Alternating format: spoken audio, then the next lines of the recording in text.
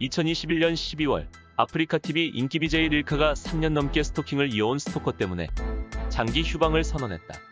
BJ 릴카는 3년의 기간 동안 스토킹을 당해왔으며 수사가 진행 중이라고 말했다. 의문의 남성이 집 앞에 찾아와 초인종을 누르고 4시간 동안 집 앞에 서 있고 선물을 두고 가며 CCTV를 향해 인사하고 소나트를 만들어 보이는 등 심각한 스토킹 피해 사실이 밝혀졌다. BJ 릴카는 내 집에서 편하게 못 쉬는 게 끔찍하며 죽고 싶지 않아 조심하고 있다고 말하며 극심한 고통을 호소하였다. 스토킹 행위란 상대방의 의사에 반하여 정당한 이유 없이 상대방 또는 그의 동거인, 가족에 대해 다양한 방법으로 공포와 불안을 반복적으로 주는 행위를 말한다.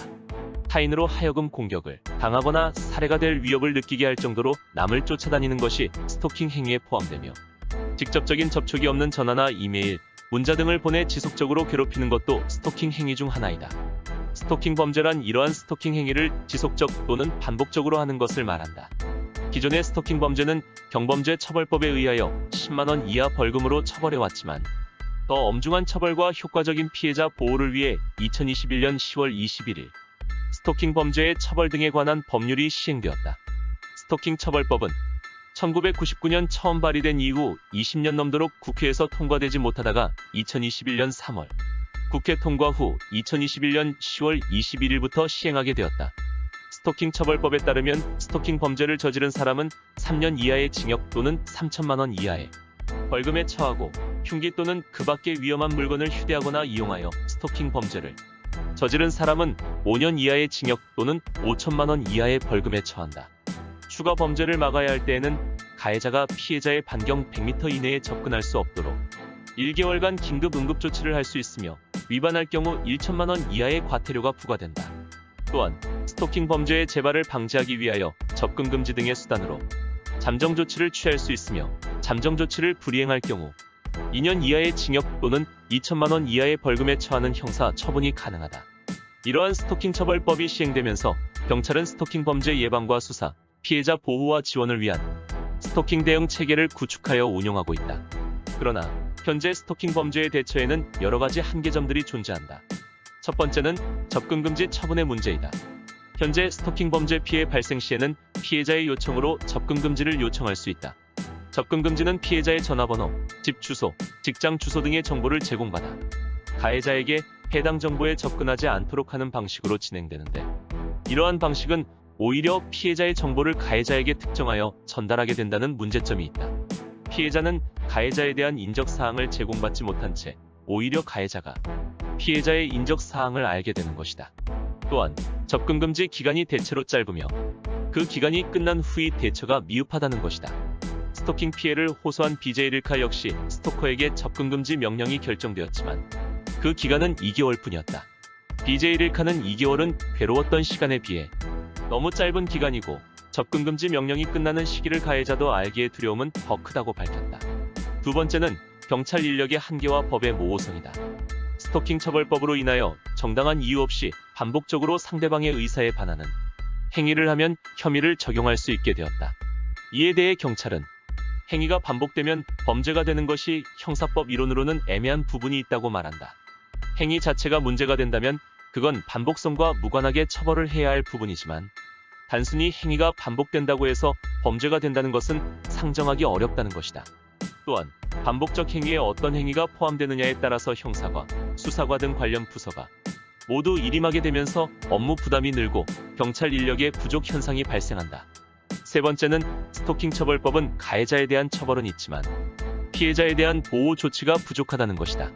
스토킹 처벌법은 가해자 처벌 규정 외에 피해자를 보호하는 방안은 마련되지 않아 반쪽짜리 법안이라는 지적이 나오기도 하였다. 여성계와 법조계는 스토킹 처벌법에 대하여 스토킹을 범죄 행위로 규정하고 처벌한다는 점에서 진일보한 것이라고 평가하면서도 피해자의 보호 조치가 부족하다는 한계점이 있다고 말한다.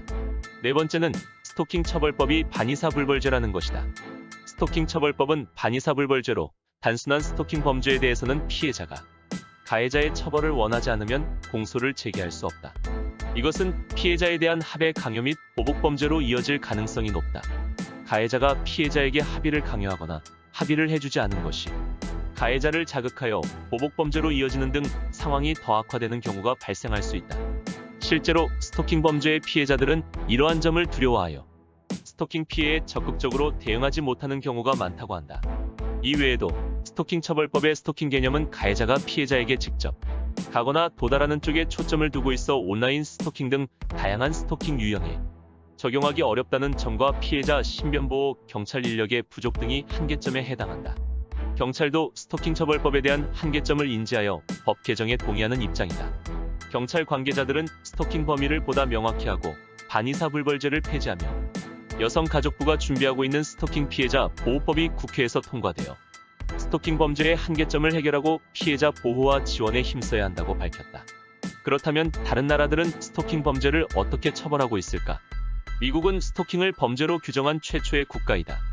미국은 의무 체포 제도를 택하여 스토킹 범죄 현장에 출동한 경찰이 가해자를 정확히 식별해 반드시 체포하도록 하고 피해자에게 가해자의 체포나 처벌을 원하는지 물을 수 없게 하였다.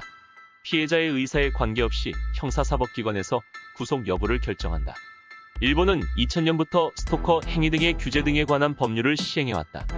일본의 스토커 규제법은 스토킹 행위가 살인사건으로 발전할 수 있다는 여론을 고려하여 규정된 법으로 가해자의 직접 접근뿐만 아니라 전화나 팩스, 이메일 등을 활용한 스토킹 행위도 접근 금지 명령 대상이 될 수 있다. 또한 2017년 6월에 전면적인 법 개정을 통하여 스토킹 행위에 대해 경고를 거치지 않고 접근 금지 명령을 내릴 수 있게 하였다. 그 외에도 캐나다, 호주, 프랑스, 영국, 스페인 등은 접근 금지 명령 위반을 강력 범죄를 예고하는 위험 요인으로 보고 접근 금지 명령 위반 시 위치를 추적하고 감시하는 제도를 두고 있다.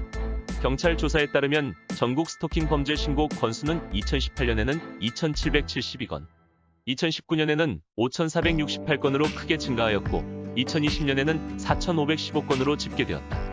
스토킹 처벌법이 시행된 2021년 10월 21일부터 2021년 11월 17일까지 약 한 달 동안 스토킹 처벌법으로 신고된 사례는 총 2,887건으로 일 평균 약 103건이었다.